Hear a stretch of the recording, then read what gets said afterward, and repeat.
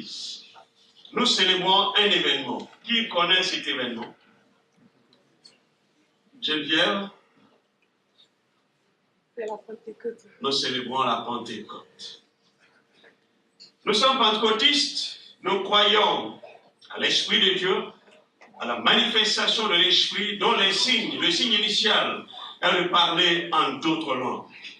Et les assemblées de Dieu sont pentecôtistes. Nous avons célébré beaucoup cette fête, parce que pour nous, c'est là où le Saint-Esprit a été répandu. Les apôtres ont parlé en langue et ça a été un autre tournant de l'Église. Ainsi, en ce jour-là, nous voulons amener le peuple de Dieu à une réflexion. Nous avons eu à fêter plusieurs Pentecôtes. Nous avons peut-être eu une compréhension de la Pentecôte.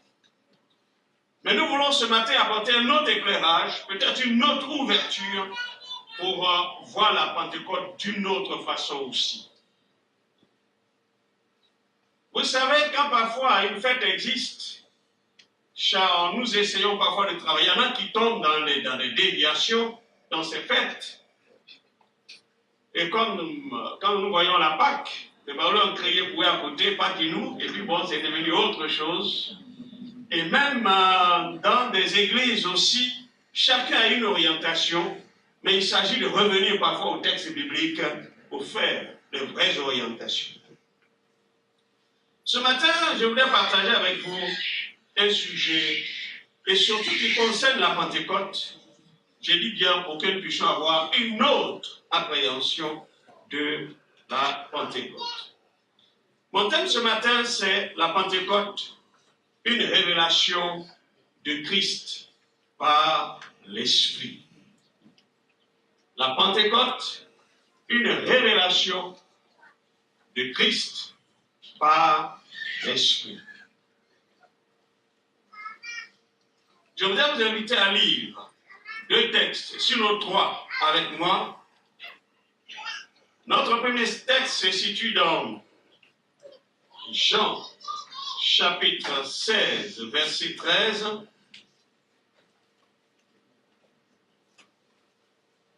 Notre deuxième lecture et la troisième se situe dans le livre des Actes des Apôtres. Chapitre 1, verset 8. Et le chapitre 2, nous allons lire plusieurs versets. Commençons par lire Jean chapitre 16, verset 13. À partir du verset 13. Quand le consolateur sera venu, l'Esprit de vérité, il vous conduira dans toute la vérité. Car il ne parlera pas de lui-même, mais il dira tout ce qu'il aura entendu. Et il vous annoncera les choses à venir.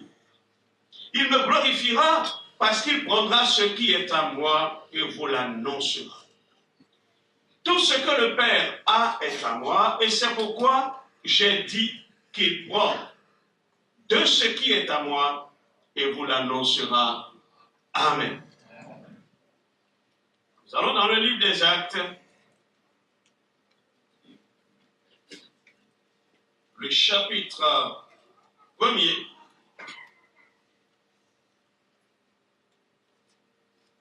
verset 8, et nous viendrons dans Actes chapitre 2. Je lis.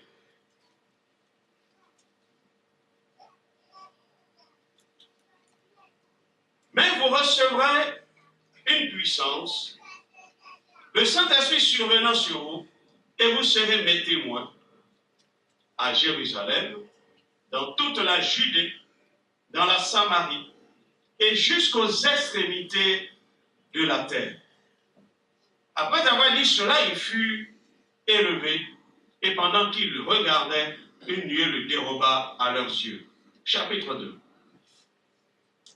Le jour de la Pentecôte, ils étaient tous ensemble dans un même lieu, et tout à coup il vient du ciel un bruit comme celui d'un vent impétueux, et il remplit toute la maison où ils étaient assis. Des langues semblables à des langues de feu leur apparurent, séparées les unes des autres, et se posèrent sur chacun d'eux. Et ils furent tous remplis du Saint-Esprit et se mirent à parler en d'autres langues, selon que l'Esprit leur donnait de s'exprimer. Or, il y avait en séjour à Jérusalem des Juifs, au pieux de toutes les nations qui sont sous le ciel. Au bruit qui eut lieu, la multitude accourut, et elle fut confondue, parce que chacun les entendait parler dans leur propre langue. Ils étaient tous dans l'étonnement et la surprise. Ils se disaient les uns aux autres, voici, ces gens qui parlent, ne sont-ils pas tous Galiléens? Et comment les entendons-nous dans notre propre langue à chacun, dans notre langue maternelle? Parthes, Mède, Élamite, ceux qui habitent la Mésopotamie, la Judée, la Cappadoce, le Pont, l'Asie, la Phrygie, la Pamphylie, l'Égypte, le territoire de la Libye voisine, de Cyrène, et ceux qui sont venus de Rome, juifs et prosélytes, crétois et arabes. Comment les entendons-nous parler dans nos langues des merveilles de Dieu? Ils étaient dans l'étonnement et ne sachant que penser, ils se disaient les uns aux autres, que veut dire ceci? D'autres se moquaient et disaient, ils sont pleins de vin doux. Amen. Quel merveilleux événement lorsque le Saint-Esprit vient sur les apôtres. Nous venons de faire plusieurs lectures. Nous voyons que le Seigneur avait déjà annoncé la venue de l'Esprit. Le Saint-Esprit viendra, comme on a lu dans notre première partie, nous y reviendrons, que le Saint-Esprit viendra.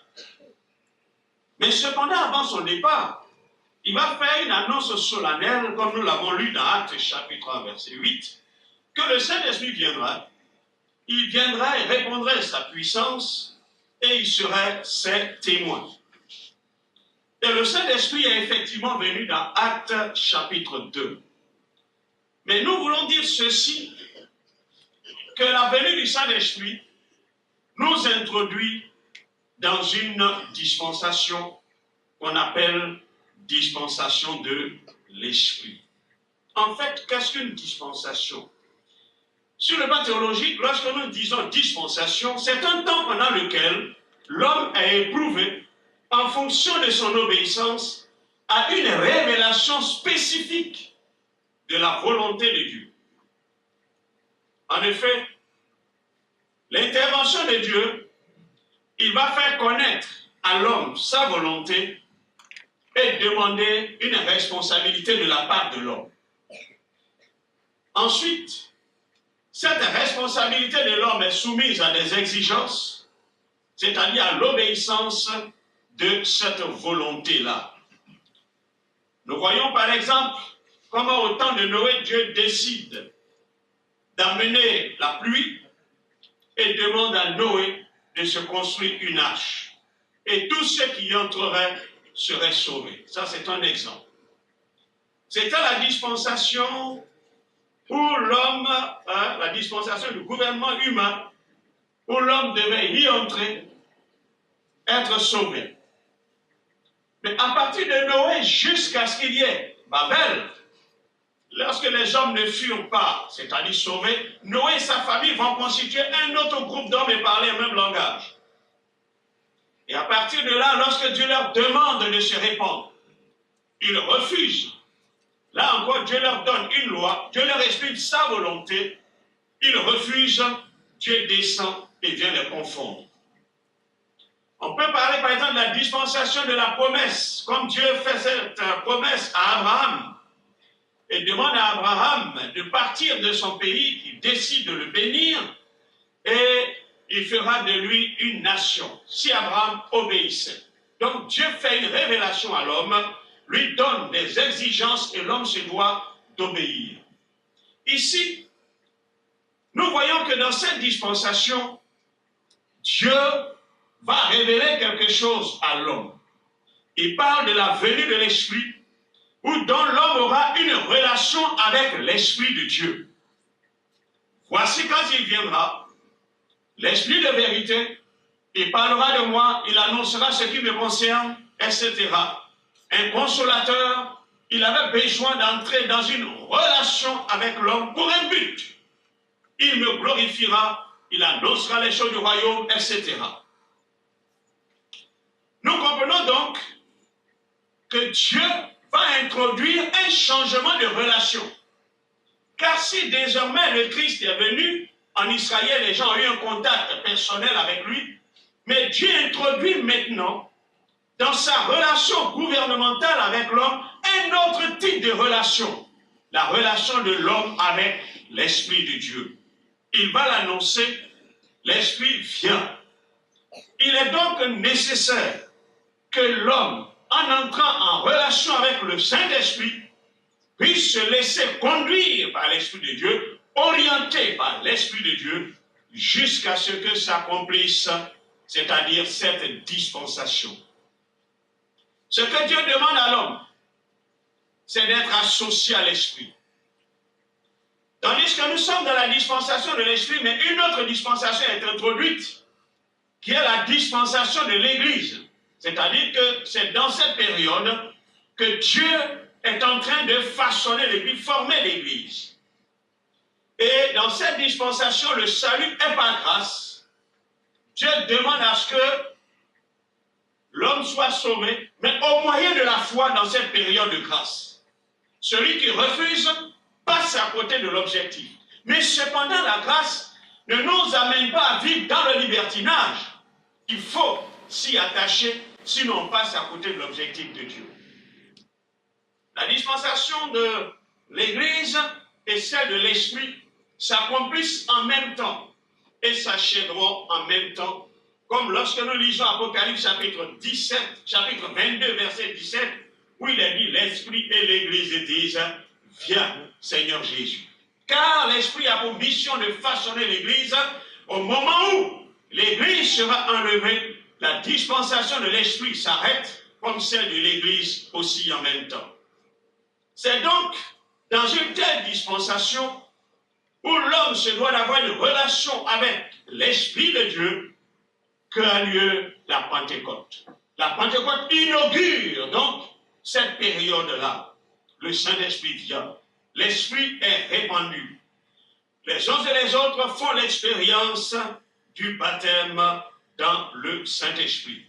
L'Esprit va désormais agir dans l'Église, il va agir dans le monde en manifestant les œuvres de Christ. La mission de l'Esprit serait d'entrer en relation avec le chrétien. Entrer en relation avec lui, non pas pour se faire un nom, non pas pour chercher à paraître, mais la mission première de l'Esprit sera de donner gloire à Jésus. Il doit être glorifié dans l'Église, il doit être glorifié par l'Église, il doit être glorifié en dehors de l'Église.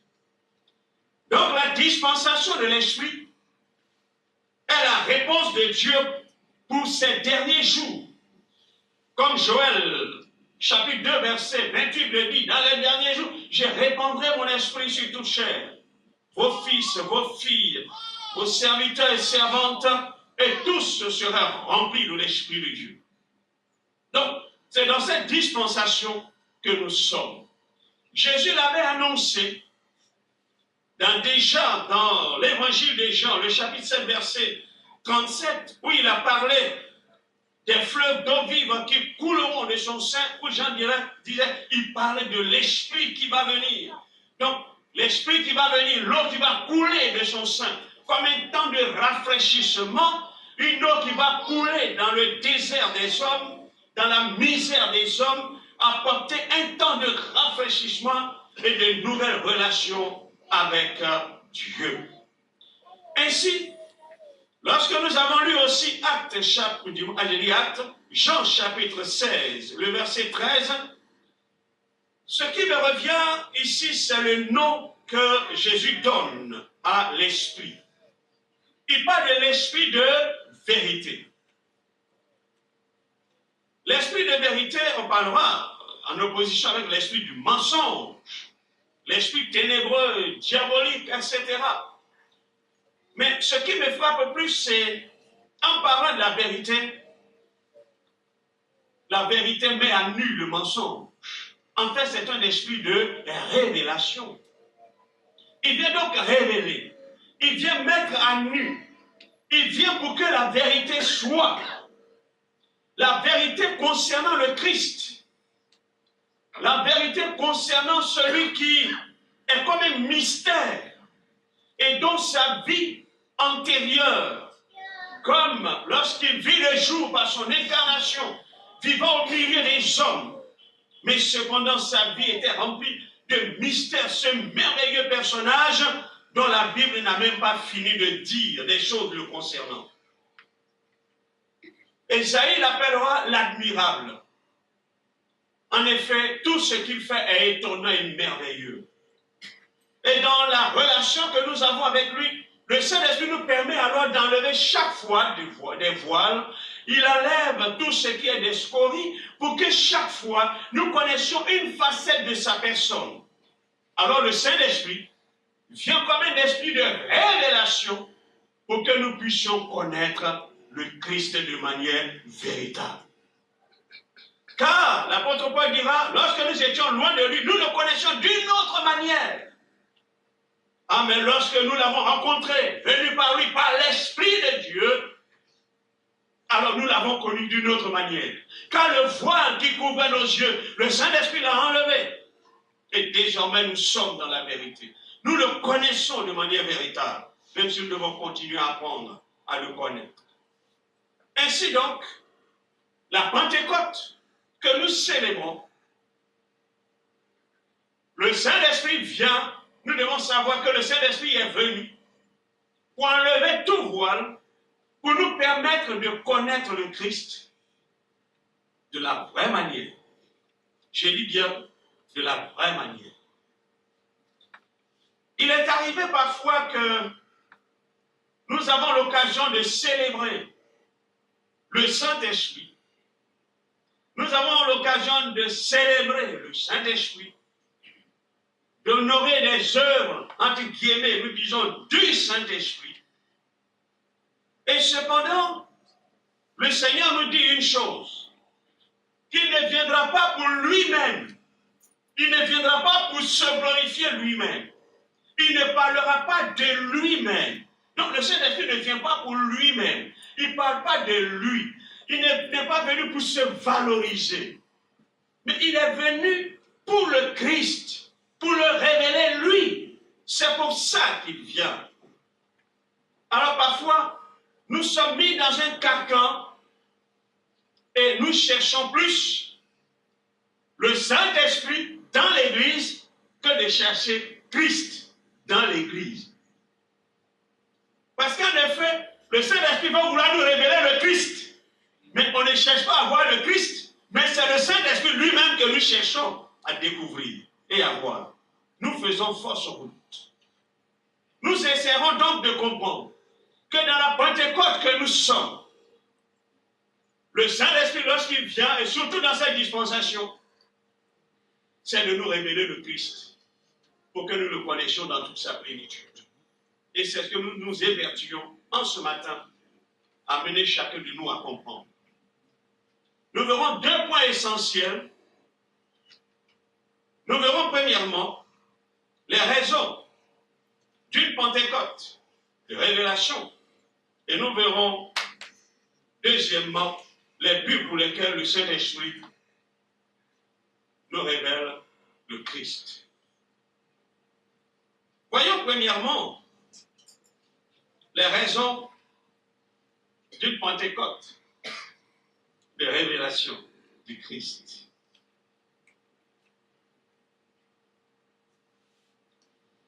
Lorsque nous prenons Actes chapitre 1, verset 8, il est écrit, vous recevrez une puissance, le Saint-Esprit surviendra sur vous, et vous serez mes témoins. Vous recevrez une puissance. En effet, le Saint-Esprit a un pouvoir, une puissance Et cette puissance va permettre aux chrétiens de déclencher en lui certaines choses pour qu'il arrive à savoir ce que Dieu attend de lui ou ce qu'il est. Ou ce qu'il est dans le plan de Dieu. En effet, qu'est-ce que je veux dire? Lorsque Jésus devait entrer dans le monde, la Bible précise que c'est par la vertu de l'Esprit de Dieu que Marie est tombée enceinte. La puissance de l'Esprit de Dieu. En fait, le Saint-Esprit a déployé sa puissance afin de permettre que l'infini puisse pouvoir entrer dans le sein d'une femme et de pouvoir naître. Que voulons-nous dire? La puissance de l'Esprit est aussi appelée, dans 2 Corinthiens chapitre 3, l'Esprit de vie, car c'est lui qui donne vie même à la lettre. Et tout ce qui existe, selon Hébreux, le chapitre 1er, est soutenu par qui? Par Dieu, mais par l'Esprit, qui est en mouvement et qui soutient toutes choses. En effet, donc, que voulons-nous dire?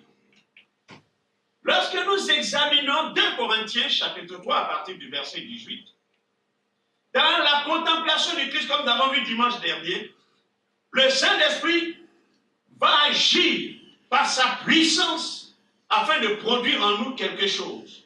L'image du Christ. En fait, c'est notre vraie image de ce que Dieu attend. Allons-y un peu tout doucement pour que nous puissions nous comprendre. En effet, la puissance de l'Esprit va déclencher en nous pour que nous puissions vivre ce que Dieu attend de nous et qu'il a planifié. Car lorsque le Saint-Esprit a couvert Marie et qu'il est né, Jésus entrant dans le monde, Jésus savait ce pourquoi il était là, pourquoi ce qu'il accomplissait, c'était la volonté de Dieu. Donc la vie qui est entrée en Marie, qui est la vie de Dieu, permet à Christ d'exister et d'accomplir sa mission. La puissance de l'Esprit de Dieu descend. Elle descend donc sur le chrétien. Elle va permettre donc au chrétien, en entrant en lui, pour faire une œuvre de transformation, pour qu'il arrive à réaliser le but pour lequel il vit et il existe. Vous serez mes témoins. On aura l'occasion de le voir un peu plus devant.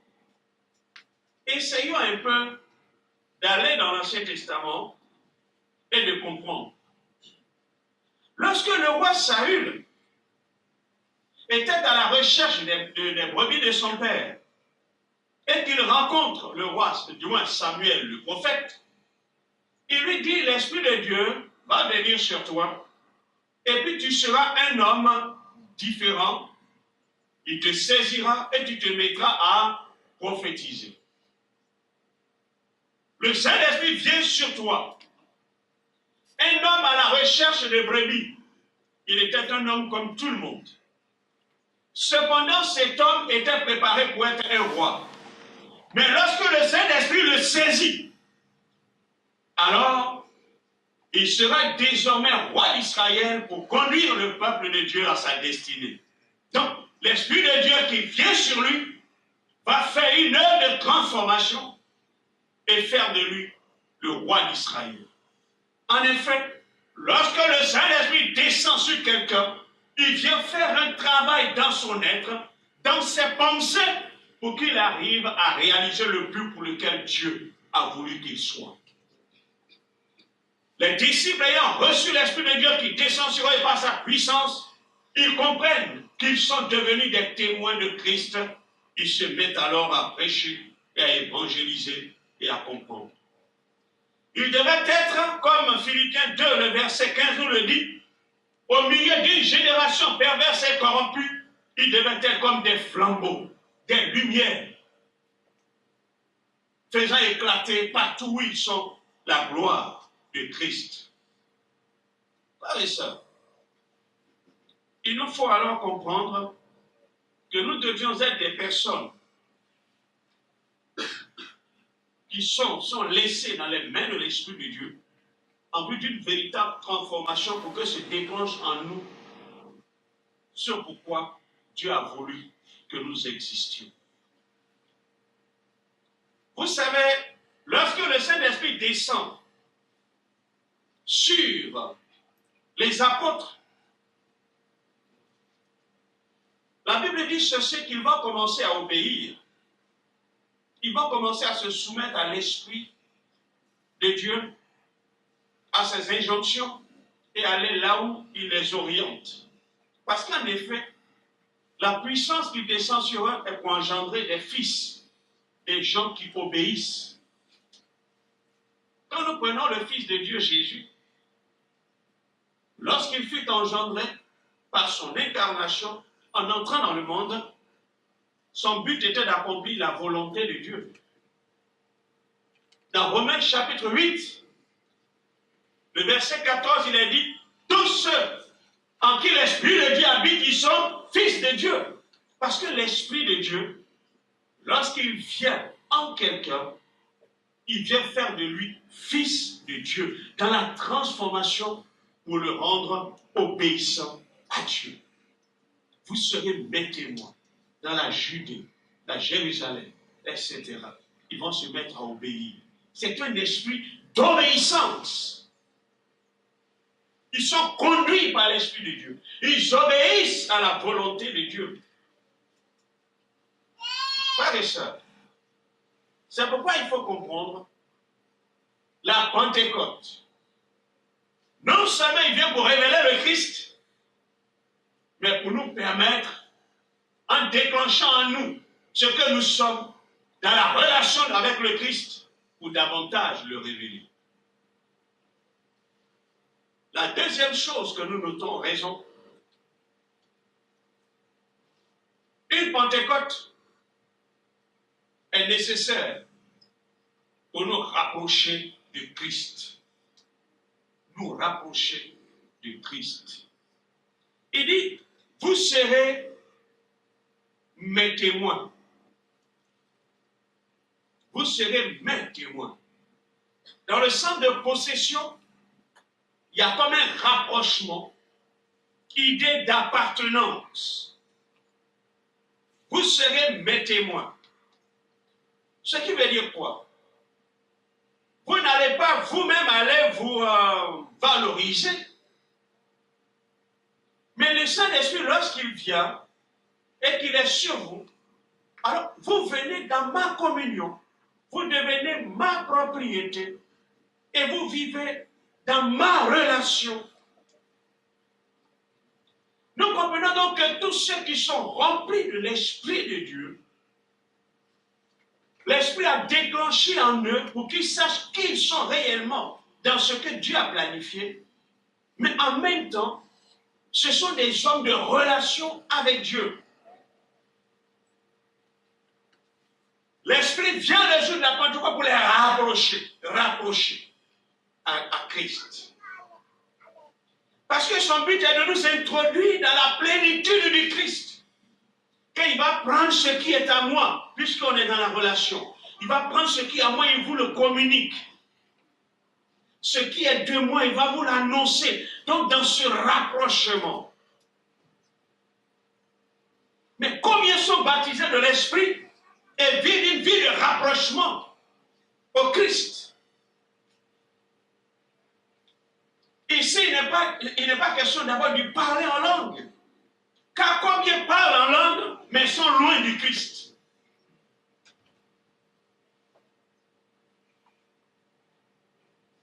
Si la Pentecôte doit nous rapprocher du Christ, vous serez mes témoins. Dieu veut des gens rapprochés.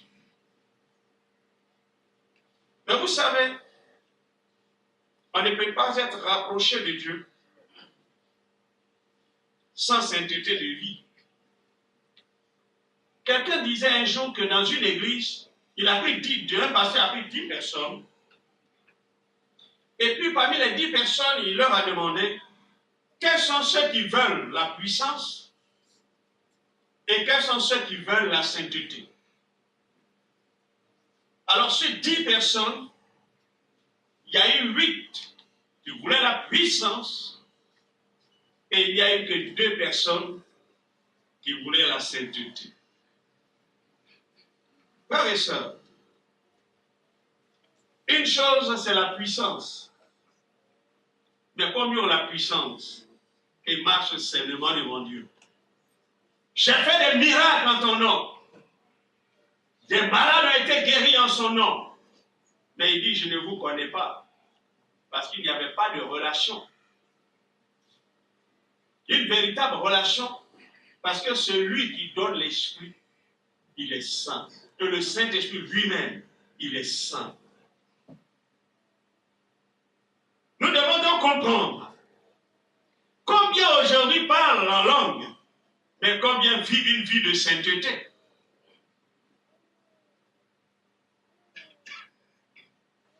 Nous devons comprendre que dans notre rapprochement, que le Saint-Esprit pour nous rapprocher de Christ, c'est pour que nous vivions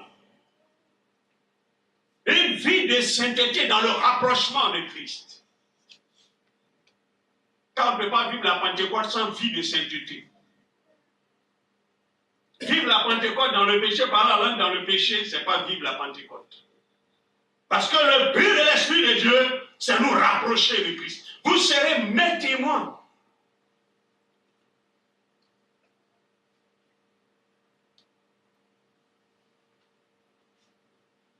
Le baptême dans le Saint-Esprit, il est important pour nous aider dans le service, mais la vie de sainteté est pour nous permettre d'être non seulement dans la même sphère que Dieu, de vivre avec Dieu, mais aussi d'entrer dans le royaume de Dieu. Cherchons une vie de rapprochement. Vivons une Pentecôte de rapprochement. Car lorsque vous voyez la vie des apôtres, ils étaient dans le rapprochement de Christ.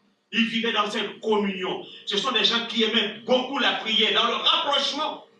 Le rapprochement, la vie des quand on lisait, chez Marc, chez la maman de Marc, ça prie. Dans la chambre haute, de l'autre côté, ça prie. Les uns et les autres. Il y avait un rapprochement.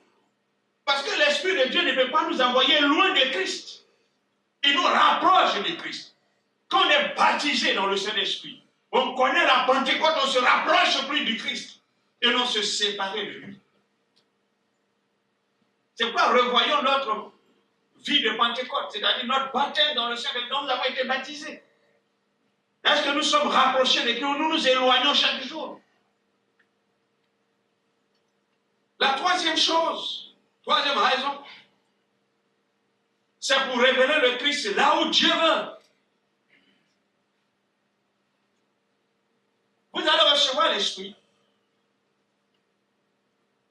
mais vous allez témoigner de lui dans la Jérusalem, donc dans la Judée, la Jérusalem, la Samarie, etc. On voit comme il y a un chemin tracé par Dieu.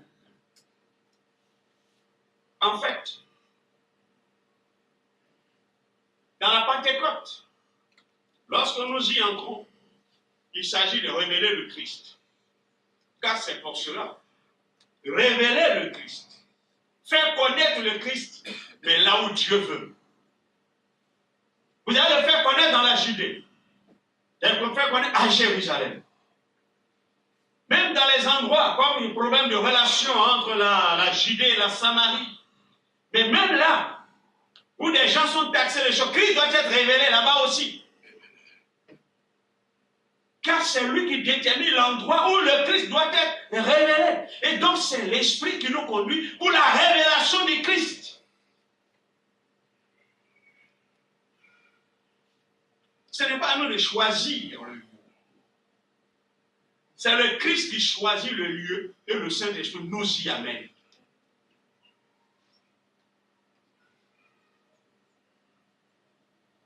Parce qu'en effet, ce n'est pas nous, notre gloire qui est recherchée. C'est la gloire du Christ.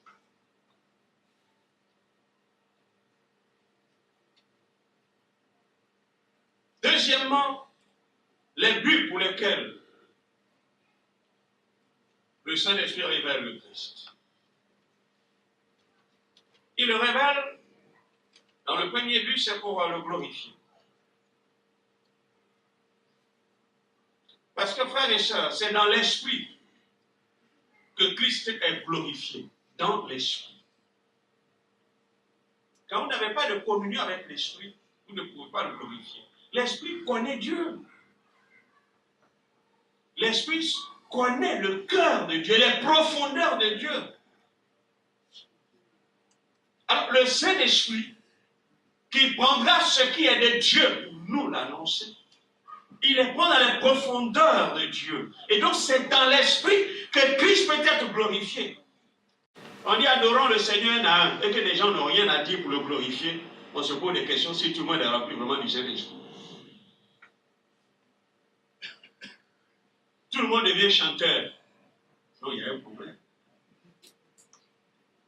Le Saint-Esprit ne connaît-il pas les profondeurs de Dieu pour dire ce que Christ est? Dans la communion de Christ où nous sommes. C'est dans l'esprit que Christ est glorifié. Car remplir l'esprit de Dieu, il nous a permis d'avoir une révélation du Fils de Dieu. Des mains peuvent se lever, des paroles peuvent sortir, car c'est poussé par l'esprit.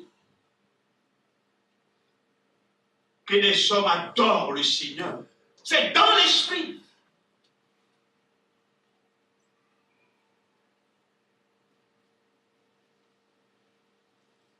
Quand nous lisons par exemple Ephésiens chapitre 5, il nous demande de prier continuellement,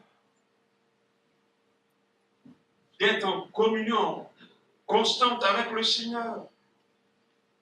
Mais il nous demande aussi par l'Esprit d'apporter à Dieu des cantiques spirituels pour révéler ces... Quand on parle des cantiques, on a l'impression des cantiques spirituels qui parlent du Christ. Vous savez, il y a des cantiques qui sont inspirés par l'Esprit. Il y a des cantiques qui ne le sont pas, donc on a envie de chanter, on chante. Mais les cantiques qui sont inspirés par l'Esprit, lorsque quelqu'un le prend, vous voyez, il y a un contenu. Et puis, quand c'est poussé par l'Esprit, ça entraîne parfois les uns et les autres. Il y a des gens même qui sont touchés. Parce que c'est l'Esprit qui a connu, comme pour répondre à un besoin. Où le Saint-Esprit, le chant révèle quelque chose. Et le Saint-Esprit le pousse pour que le peuple le considère, le contemple à travers le chant. Et il y a quelque chose qui se produit dans le cœur de l'auditoire. Parce que c'est le Saint-Esprit qui l'inspire.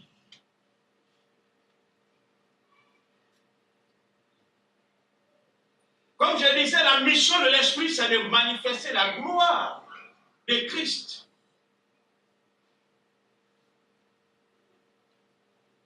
Tout à l'heure, je disais que Jésus dira, vous serez mes témoins. Un témoin,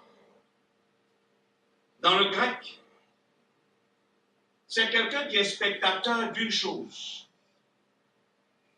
Comme le Seigneur dira, vous serez mes spectateurs. C'est-à-dire, vous allez me regarder. Mais le regarder où? À travers l'Esprit. La révélation de l'Esprit.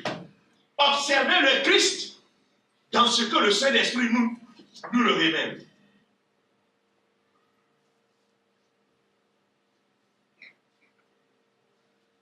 Observez le Christ dans ce que le Saint-Esprit nous révèle. On est baptisé Saint-Esprit, le Saint-Esprit nous a révélé quoi le Christ. Nous sommes pentecôtistes, mais les gens devaient rentrer ici, être éblouis, parce que le Saint-Esprit nous a révélé des choses de Christ, des voix qui se lèvent et dépeignent qui est le Christ, l'expérience de la révélation que nous avons eu à faire avec l'Esprit de Dieu.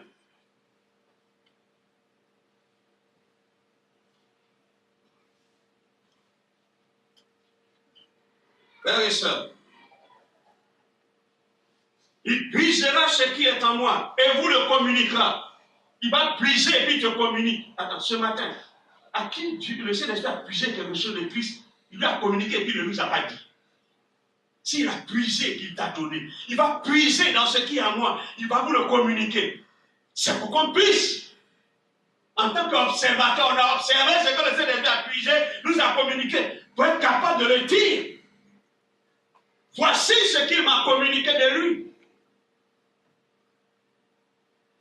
Ce C'est pourquoi vous voyez quand le peuple de Dieu se réunit, non, c'est un moment merveilleux lorsque le peuple de Dieu se réunit et que le Saint-Esprit dévoile des aspects du Christ. Il prise de lui et communique à chacun de nous pour la célébration, les moments d'adoration.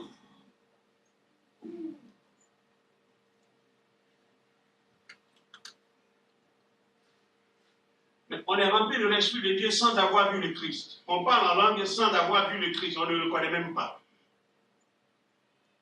Mais parfois, il y a tellement de choses dans nos cœurs. On n'a même pas l'occasion de voir l'Esprit de Dieu. Sinon, le Seigneur qui révèle l'Esprit. Ah, pourtant, Joël dit que l'Esprit a été répandu à la Pentecôte. C'est l'Esprit répandu. Avons-nous été immergés dans l'Esprit répandu?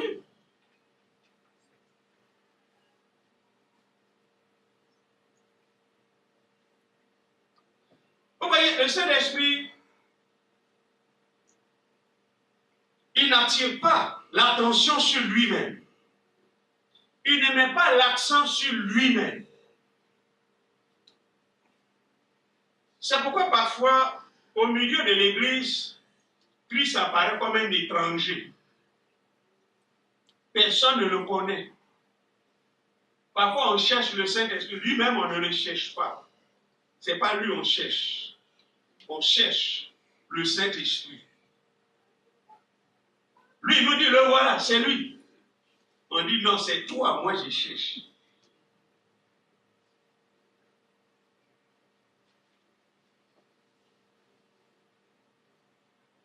Quand il sera venu, il ne parlera pas de lui-même. Il me glorifiera. Vous savez, lorsqu'on a vu tout à l'heure, à la chambre haute, comme dans l'église, il a dit que les gens les entendaient parler en différentes langues, mais ils les entendaient dire quoi? Des merveilles de Dieu. Ils disaient des choses merveilleuses. Parce que le Saint-Esprit s'est révélé à eux. Il leur a montré qui est le Christ. Donc les gens entendaient des choses merveilleuses. Les choses merveilleuses qui concernent Dieu, ce n'est pas dans le monde que les gens entendent. C'est à l'église que les gens devaient entendre.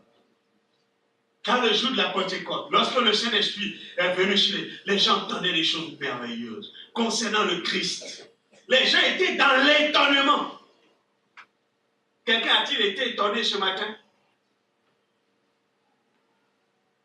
Y a-t-il un païen ce matin qui a été étonné, quelqu'un qui nous visite qui a été étonné par des choses merveilleuses que le Saint-Esprit a mis sur nos bouches, dans nos langues? Tandis qu'il faille adorer le Seigneur, il y en a qui sont assis là, les yeux ouverts, bouche fermée, depuis le début du culte, ils sont là, ils regardent tout le monde. Pourtant, il est baptisé dans le Saint-Esprit, il parle en langue. Il n'a rien à dire à Dieu. Oui.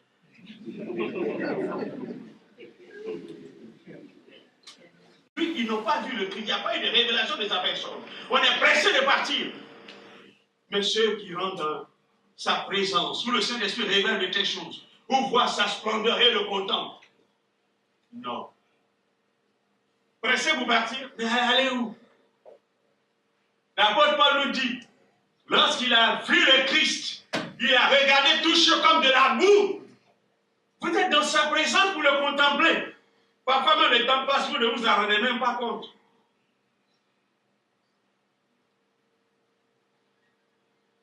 Je me souviens, j'étais quelque part où on a passé un moment où il y avait l'action de l'Esprit de Dieu.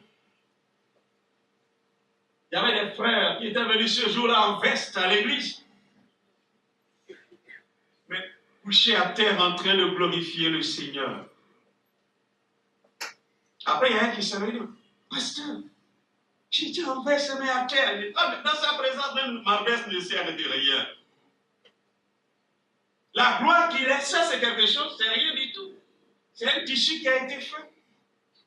Dans sa présence pour le glorifier. Parfois notre être même ne sert de rien.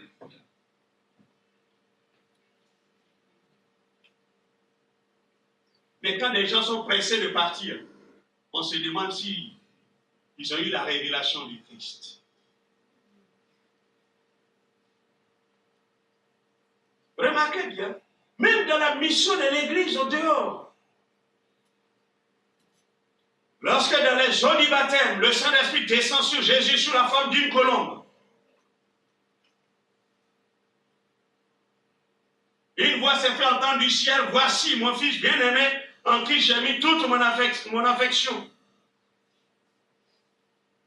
Attends, ce n'est pas la colombe qui était en attraction.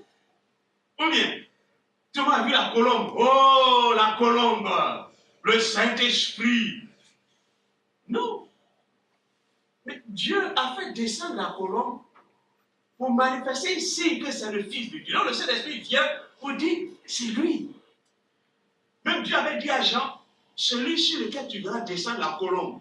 Mais il n'a pas dit, c'est la colombe qu'il faut voir. Il dit, celui sur lequel tu vas voir descendre la colombe, c'est lui.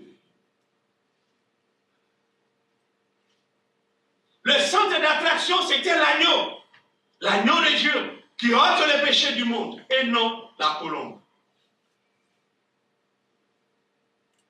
Que Christ ne soit pas étranger au milieu de son église. Car c'est son église. Voici quelqu'un dit, je bâtirai mon église. Il bâtit son église et puis celui qui doit le révéler. Tandis que lui, il dit, c'est pas moi, c'est lui. Il faut l'adorer. On dit, non, c'est toi. Non.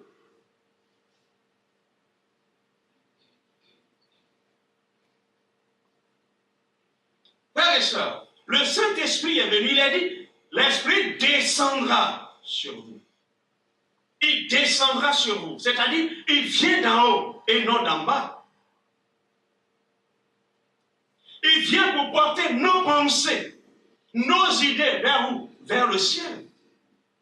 Il vient apporter nos idées, nos pensées vers qui? Vers le Christ, assis dans les lieux célestes.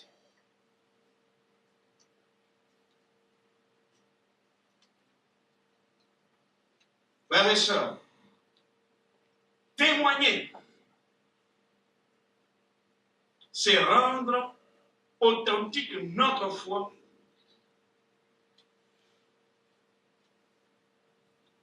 en ce qui concerne les réalités spirituelles. Sinon, traduit autrement, c'est authentifier notre foi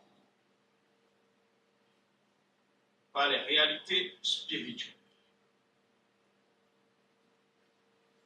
La foi, c'est une démonstration des choses qu'on ne voit pas. Si c'est une démonstration des choses qu'on ne voit pas, on ne voit pas, mais quand même, la foi, elle va saisir la substance pour la révéler. Mais c'est aussi une action de l'esprit. Combien on la foi ici pour révéler ce que l'on ne voit pas?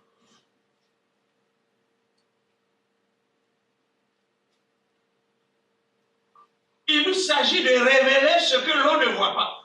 Il faut le révéler. Il faut qu'il soit démontré.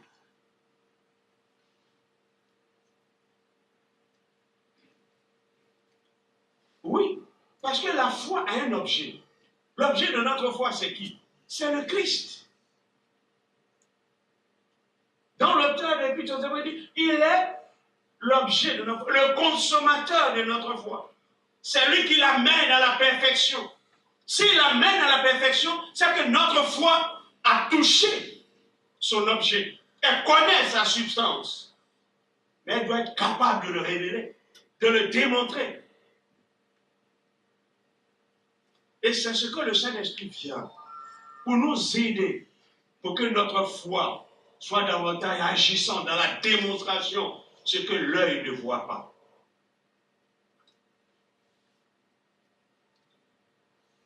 Un autre but,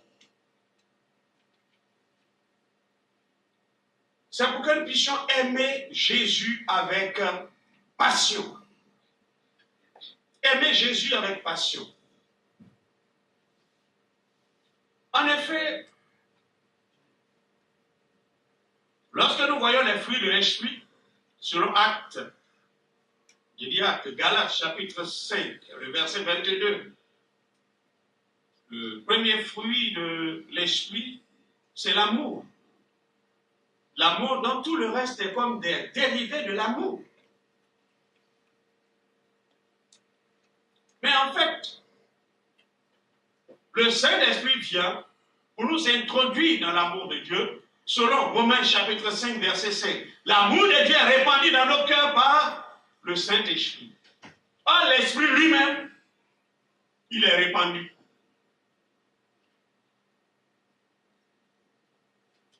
Dans les derniers jours, je répandrai de mon esprit. Donc, l'esprit répandu. Or, dans l'esprit répandu, le Saint-Esprit, il répand l'amour de Dieu. Or, le Saint-Esprit lui-même, il est amour. Ce qui veut dire, dans l'esprit répandu sur le chrétien, il entre dans une dimension de l'amour de Dieu. Si l'amour est répandu, un amour sans limite, or, c'est cet amour qui est l'amour de Dieu. C'est pourquoi remarquez ces disciples.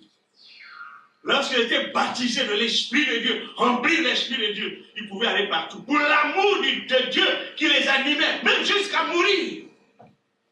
Ils étaient prêts à démontrer leur amour pour Dieu. L'aimer avec passion. Parce que dans l'amour répandu, il n'y a pas de limite. Jusque dans la mort. Aimer Jésus avec passion, c'est un vif désir. Aimer Jésus, c'est penser à lui. Et le baptême dans le Saint-Esprit dont nous sommes en train de parler, c'est une immersion, je dirais donc, dans l'amour infini de Dieu. Le Père, il est aimant. Le Fils, il est l'aimé. Et le Saint-Esprit, il est l'amour. Alors quand vous entrez dans l'amour, alors vous pouvez connaître l'aimant, celui qui aime Dieu. Alors vous pouvez connaître aussi l'aimé, celui pour qui toutes choses ont été faites. Alors vous comprenez que vous existez aussi pour l'aimer.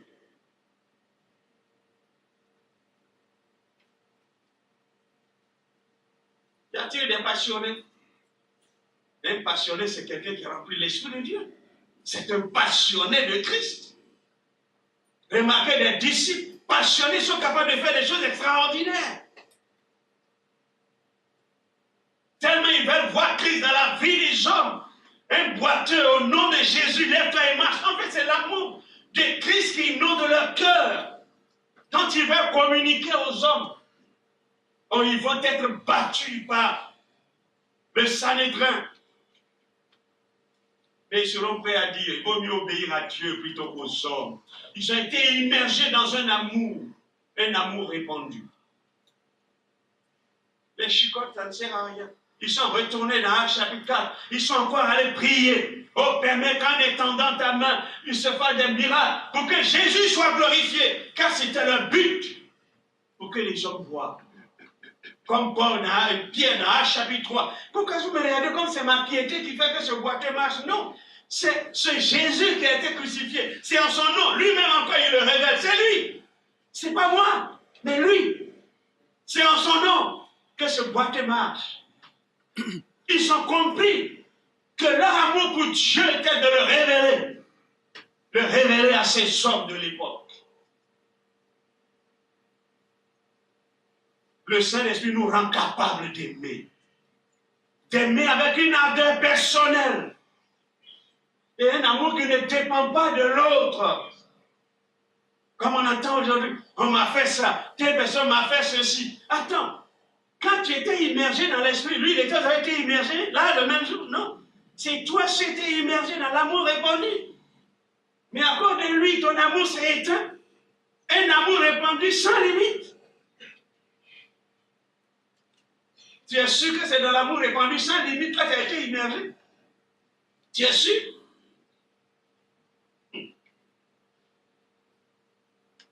Capable d'aimer. Capable d'aimer.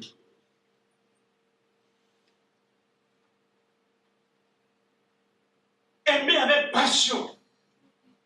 Même en aimant les païens pour aller prêcher l'évangile. Comme je disais, c'est l'amour de Dieu. Parce que moi, je ne peux pas l'aimer de la sorte. Comprendre. Et puis, je vois quelqu'un qui ne le connaît pas. Il n'est pas dans cet amour-là. Moi, ça ne me dit rien. Non, l'amour n'est pas égoïste. C'est pourquoi lorsque les apôtres ont été immergés dans l'amour de Dieu, baptisés dans l'Esprit de Dieu, ils allaient prêcher l'évangile. Parce que leur but, non seulement c'était de révéler, mais introduire les autres dans l'amour de Dieu.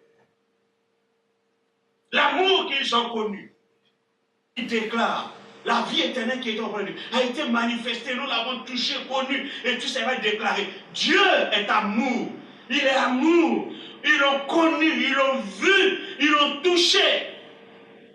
Non. Et il les déclare. Mais le Saint-Esprit, dans cette dimension, il vient nous introduire dans un amour pour le connaître d'une autre façon. Une autre façon.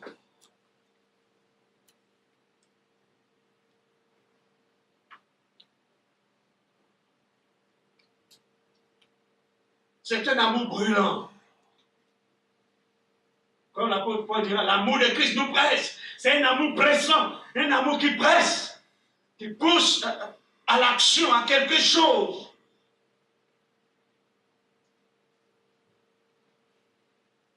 Et le Saint-Esprit est-il agissant en vous? C'est lui qui vous anime. Quel esprit vous anime? Si c'est l'Esprit de Dieu, c'est un amour pressant. S'il y a quelque chose pour Dieu et que vous ne sentez pas pressé par l'amour de Dieu, c'est que, attention, il y a quelque chose qui manque. Posez-vous la question, est-ce que vraiment je suis en communion avec l'Esprit et il ne me presse pas pour ce qui concerne Jésus? Il ne me presse pas. Oh, l'amour de Christ nous presse. Son amour, là, ça nous presse. Mais l'amour de Christ ne te presse pas. Ça ne te dit rien. Ce qui concerne Jésus ne te dit rien. Il faut se poser beaucoup de questions. Rempli de l'amour brûlant pour Dieu.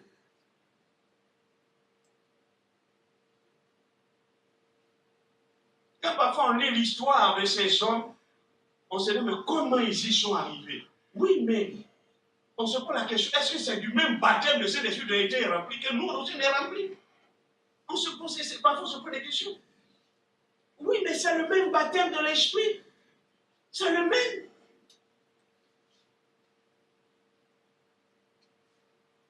Si c'est le même baptême, comment ces gens étaient-ils attachés à Jésus, qu'à notre temps Jésus est étranger dans sa propre église qu'il a dit bâti? Il est étranger. On ne le connaît même pas. Or, l'Esprit a été donné pour qu'on puisse le connaître, avec un autre type de relation. Mais on ne le connaît même pas. C'est ça qui va être difficile pour la suite. Car l'Esprit est venu pour nous entrer dans cette relation. C'est pourquoi lorsque l'enlèvement va se produire, c'est ceux qui sont dans la communion de l'Esprit qui entendront la voix de Dieu, comme celle d'un archange. Ceux qui sont dans la communion de l'Esprit, qui entendront, pas ceux qui sont loin de l'Esprit.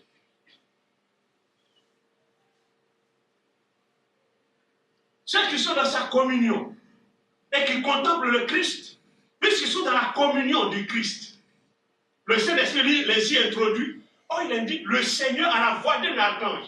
Si l'Esprit de Dieu me branche au Christ, ça veut dire que lorsque les Christ son temps arrive et qu'il parle, moi je suis connecté pour entendre. Alors, en un clin d'œil, on est parti. Mais celui qui n'est pas connecté au Christ par l'Esprit, au revoir. On disait tout à l'heure, Maranatha, Jésus revient. Mais cependant, des gens seront là. Parce qu'ils n'ont pas été connectés. Frères et sœurs, ce serait malheureux, parce que je vous assure, un grand nombre de chrétiens, aujourd'hui, dans ces temps qui sont les derniers, ne participeront pas en enlèvement. Au mois de septembre, il y aura une étude sur le retour de Jésus. Et vous verrez, on parlera du retour de Jésus et surtout plein d'événements dans ces temps qui sont les derniers. manifeste ces choses. Mais il y a combien de chrétiens qui lisent ces choses-là, qui lisent le temps, qui sont à l'horloge de Dieu? Mais c'est de la communion de l'Esprit de Dieu. Je disais au grand Banti, lorsqu'il y a un doyen que j'ai voulu qu'il vienne traiter le thème, et puis je l'ai contacté, je lui ai dit, ah pasteur, j'aurais souhaité que tu viennes développer tel thème. Il m'a répondu, mais toi tu es encore dans ça? Nous on est encore dedans. Il dit, mais tu es sûr? J'ai dit, oui, nous on est dedans. Moi j'étais un peu surpris, je ne sais pas pourquoi il me pose cette question. Je dis, ah mais pourquoi? Il dit, non, aujourd'hui quand on invite un orateur, il faut aller parler de bénédiction. Tu vas aller derrière l'eau. Tu vas, il y a ceci, il y a cela, etc. Mais toi, tu as dit, tu vas parler de retour de Jésus. Est-ce que tu as notre temps? Il dit, oui, moi, mais je suis à l'heure. Au temps de Christ. Il a dit, mon frère, je te félicite. Parce que un des buts, c'est-à-dire le but essentiel de l'Église, ce que l'Église attend, le plus grand des événements que l'Église attend, ce n'est pas une bénédiction. C'est l'enlèvement de l'Église. C'est ce que l'Église attend. Mais cependant, on est en train de perdre la vision, de passer à côté. Qu'on orientait les gens vers ce point culminant. Mais aujourd'hui, tous les programmes, tout ce qui est mis en œuvre, on n'oriente pas les gens vers le Christ, vers un attachement, mais vers bénédiction, prospérité, etc. Mais il dit, le temps qu'ils vont s'approcher vers le trône de Jésus, il dit, beaucoup seront surpris parce que les regards des hommes seront sur la terre, les richesses, les bénédictions. Il dit, c'est un signe des temps. Détourner le regard, le diable détourner le regard des hommes, de Dieu, de ce qui est céleste, et les porter sur certaines choses. Nous vivons, on a besoin de ce matériel pour vivre. Je ne dis pas non, de les laisser, non. On en a besoin. Mais cependant, n'oublions pas l'essentiel. C'est pourquoi le Saint-Esprit, dans cette saison, pour que nos regards se fixent sur le Seigneur, l'Esprit, il vient préparer l'Église pour ce jour-là. Et il dit quoi? L'Esprit et l'Église ont été associés pour une même dispensation. Pour ne pas que l'Église perde de vue l'élément essentiel, son divin époux. Celui qui vient chercher l'Église. Celui qui vient enlever l'Église. Le Saint-Esprit a pour mission d'entretenir l'Église pour qu'elle soit toujours connectée à son divin époux, le manifester en son sein, le glorifier, s'attacher à l'Église, du moins au Seigneur. Je voudrais m'arrêter là pour vous dire ceci. La Pentecôte, une révélation du Christ. Mais une autre révélation du Christ, mais dans une dispensation. Il faut comprendre la dispensation pour que chacun sache l'importance de notre Pentecôte. Christ a-t-il révélé dans ta vie? Christ a-t-il glorifié dans ta vie? Christ a-t-il glorifié dans ta vie de couple? Christ a-t-il glorifié dans l'Église? Quelle relation avons-nous avec l'Esprit de Dieu? Est-ce qu'il nous révèle le Christ? Ou c'est l'Esprit lui-même? Ou c'est les miracles que nous cherchons? Les miracles sont essentiels, mais c'est pour nous mener au Christ. Le Christ, c'est qui fait les miracles. Il fait les miracles pour nous dire, voici celui qui m'a envoyé pour le faire. Car le but du miracle, c'est la révélation de Jésus. Le but de tout ce que le Saint-Esprit manifeste, c'est pour que Christ soit glorifié. Amen. Ne nous attachons pas à la bénédiction. Ne nous attachons pas au miracle.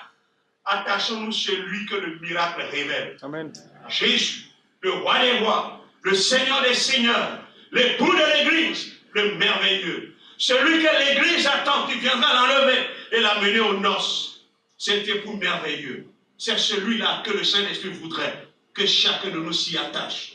Dans la Pentecôte que nous renouvelons, ayons une autre vision du Christ. Qui ne soit pas étranger dans nos vies, étranger dans nos maisons, étranger dans sa propre Église dont il a dit, je la bâtirai. Que Dieu nous bénisse. Amen. Amen.